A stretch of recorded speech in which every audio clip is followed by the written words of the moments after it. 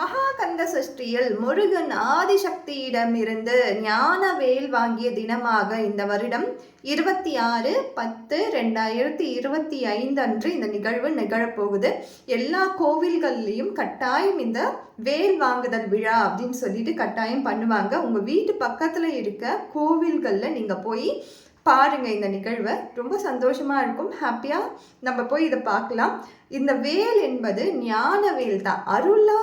அருளா நம்ம பார்த்தோன்னா அது ஒரு அறிவுபூர்வமான ஒரு வேல் தான்.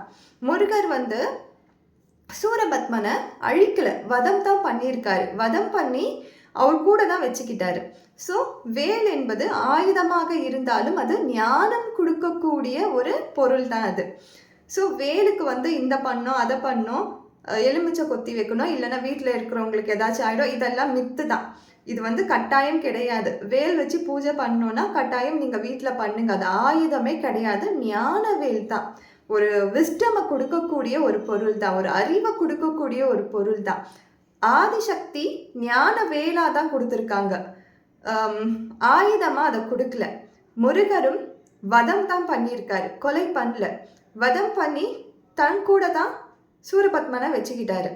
ஸோ இதெல்லாம் புரிஞ்சுக்கிட்டாலே வேல் அப்படின்றத அதுக்குள்ளே இருக்க நிறையா மித்தை நம்ம பிரேக் பண்ணலாம்.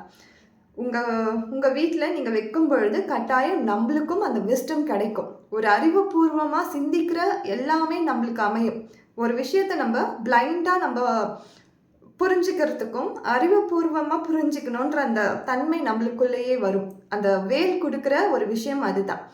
ஸோ எல்லோரும் உங்கள் பக்கத்தில் இருக்க குட்டி குட்டி கோவிலுக்கு போங்க, உங்களுடைய ஆதரவை கொடுங்க. வேல் வாங்குதல் விழாவையும் சிறப்பாக நம்ம முடிக்கலாம். தேங்க்யூ.